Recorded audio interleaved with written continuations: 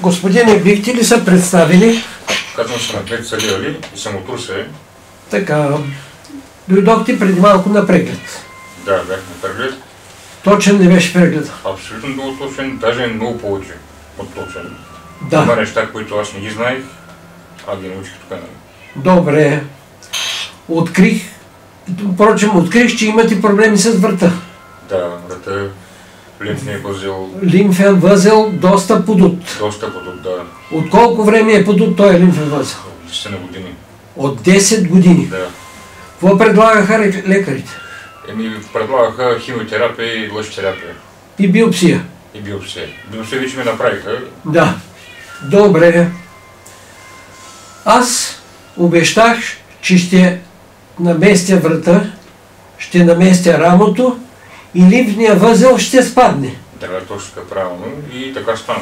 Аз накарах госпожата да опипа лимфния възел преди процедурата. Да, той беше все едва дойдох, аз дойдох на почивки тук. Спирах колата да почувам, аз не можеш. Бяхте доста зле. Да, точно така. Всяка момент съм...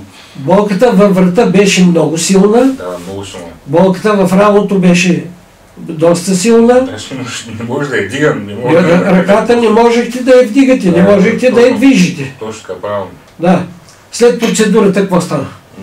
Олекна ми абсолютно, лимфния възел спадна много. Лимфния възел спадна. Да, спадна много. Повече от 50%. Повече, даже врата ми има боли вече, ръката ми се дигам нормално. Я покажи как дигаш ръката. Абсолютно без болка, аз не мога да дигам. Аз едва да държа, тя болеше постоянно, през цялото време. А сега? Сега няма боли. Госпожо, вие бяхте свидетел на това. Да. Какво стана с лимфния възел? Умекна и спадна. Пада, да. И той продължава да спада. Да. Той ще спадне, да. Той умекна, още продължава да спада. И ще спадне, това сигурно. И той ще спадне и ще се загуби въобще. Да. Добре. Прегледах и вас, госпожо. Вие се казвате Сибел. Сибел. Да. Открих, че имате проблеми с врата. Да. И с рамото. Да. Главата не можехте да я въртите наляво-надясно. Да, не можех да въртя.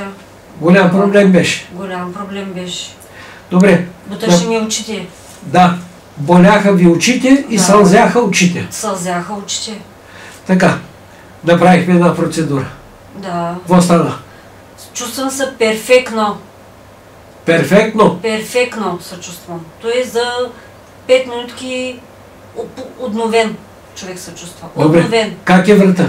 Врата е супер. Все едно човек сега се е родил. Как е рамото?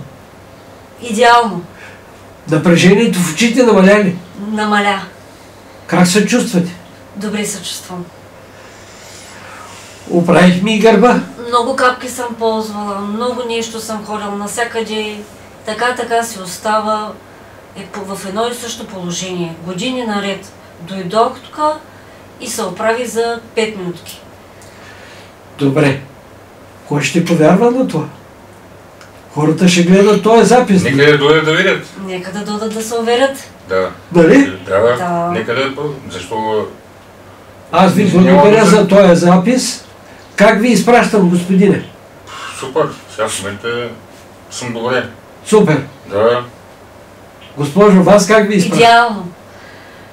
Още един път благодаря за този запис. И аз ви благодаря. И ни благодарим. Добре. Направихме го.